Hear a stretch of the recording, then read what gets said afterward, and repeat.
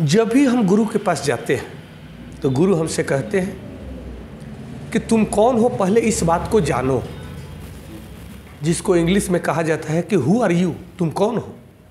फिर बात आती है, ये संस्कृत में महावाक्य है वेदों में कि कस्त्वम, उसका उत्तर आता है कि दृष्टा साक्षी आत्मा हम, अर्थात कस्त्वम तुम कौन हो, तब उसका उत्तर आता है कि मैं दृष्टा साक्षी भाव से स्थित रहने वाला आत्मा हूँ। मैं शरीर नहीं हूँ, मैं मन नहीं हूँ, मन मेरा है। तो मन से हट के कुछ तो है जो कहता है कि शरीर मेरा है, मन मेरा है। वो मन नहीं है, वो शरीर नहीं है।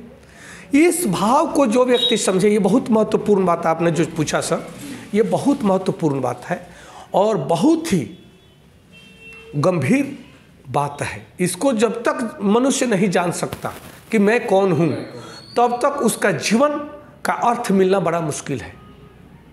सबसे बड़ी चीज आती है कि मैं कौन हूँ, अपने प्रवृत्ति को पहचानना, अपने प्रकृति को पहचानना, क्योंकि प्रकृति के द्वारा ही इस सृष्टि का संचालन होता है। 3 गुण जो है त्रिगुण, त्रिगुण के अनुसार प्रकृति कार्य करती है। त्रिगुण में कौन सा गुण है? तमोगुण, रजोगुण और सत्वगुण। हर प्राणी में, केवल मनुष्य में नहीं, पशु पक्षी कीड़े मकोड़े सब में, जड़ चेतन सब में तीनों गुण कार्य कर रहे हैं और तीनों गुण के अधीन ही ये सृष्टि में हर प्राणी कार्य कर रहा है। ये सृष्टि भी तीनों गुण के अधीन ही कार्य कर रही है।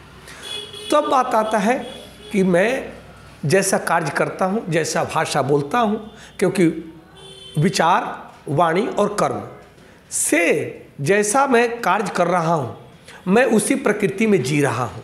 मेरे ऊपर हाँ उन्हीं गुणों का प्रभाव है। तमोगुण का प्रभाव समझना है। तमोगुण व्यक्ति निकम्मा, निष्ठुर, दायित्वहीन, यहाँ तक कहें कि चरित्रहीन भी हो सकता है, क्योंकि उसको आभास ही नहीं है कि मैं कौन हूँ, मेरे को क्या करना चाहिए, दायित्व का बोध नहीं है। इस बात को समझ करके वो अभक्ष्य खाना खाएगा, जो आहार करेगा सरा गला नशा मुक्त, मतलब उस टाइप से उसका अमानवीय व्यवहार कहा जाए, वो तमोगुण में जी रहा है। रजोगुण वाला व्यक्ति थोड़ा राजसी ठाट बाट में रहना और राजसी ठाट बाट में खान पान भी चाहेगा, मदिरा पान वगैरह, वो धन के ओर उसकी आकर्षण ज़्यादा होती है, वो राजसी ठाट बाट में रहने वाला रजोगुणी हो जाता है। और फिर बात आती है सत्वगुण की। सत्वगुण जब आपके ऊपर प्रभावी होता है, तब आप हमेशा सात्विक भोजन, सात्विक विचार, सात्विक वाणी, मधुर वाणी में ही बात करेंगे। यह सत्वगुण का प्रभाव है। और तीनों गुण में विचार, आहार और कर्म तीनों बड़ा महत्वपूर्ण हो जाते हैं। और तीनों गुण हर प्राणी में हर वक्त हर समय मौजूद रहते हैं, परंतु आप जिस गुण को ज़्यादा महत्व देते हैं, ज़्यादा प्रभावशाली बनाते हैं, वही उसी का प्रभाव आपके जीवन पर पड़ता है, आपके वाणी पर, आपके वाणी पर, आपके विचार पर, आपके कर्म पर। तब हमें ये समझना है कि कस्तम मैं कौन हूँ। अब आती है बात मैं कौन हूँ, ये कैसे जाने? ये जानना जरूरी है, इसलिए कि मैं कौन हूँ, जिस कार्य को करने में, चाहे कठिन से कठिन कार्य हो, जिससे परिवार का, आपका, समाज का, राष्ट्र का, विश्व का कल्याण हो, उस कार्य को करने में आपका मन लगता है, तब आप समझ लेना कि आपका जन्म उसी कार्य के लिए हुआ है। उस कार्य को खूब निपुणता के साथ में करना आपका परम कर्तव्य है, जिसे सृष्टि की का सृजन हो, पोषण हो जी। और आप मजबूरी में जीवन जी रहे हैं, जिस कार्य को करने का मन नहीं करता है, उस कार्य में मजबूरी में कर रहे हैं कि पैसा कमा ले जिससे रोटी चले, तब तो आप अपने को न पहचान रहे हैं, न अपने प्रवृत्ति के अनुसार काम कर रहे हैं।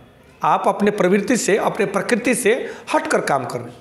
इसी को कहा जाता है कि अपने लिंक से हट के जब काम करेंगे, पर धर्म भयावह, यानी अपने धर्म छोड़ के, हर प्राणी का अपना धर्म, हर मनुष्य का व्यक्तिगत अपना धर्म है, उसको जिस कर्म में सुख मिले वही उसका धर्म है।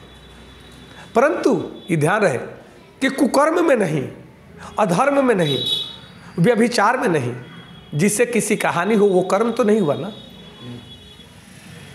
इसका ध्यान रखते हुए जो अपने स्वधर्म में कार्य करता है वह व्यक्ति अपने प्रकृति को पहचान लेता है और अपने प्रकृति के अनुसार जब काम करता है, उसमें वृद्धि करता है, विकास करता है, वह महानता को प्राप्त करता है। क्योंकि कर्म ही किसी के चरित्र का निर्माण करता है, कर्म से ही व्यक्तित्व का निर्माण होता है, और जैसा व्यक्तित्व होता है उसी रूप में उस व्यक्ति की पहचान होती है। इस चीज़ को समझना बहुत जरूरी है, और इसी विषय को और विस्तार से करेंगे अगले भाग में। नमस्कार, धन्यवाद।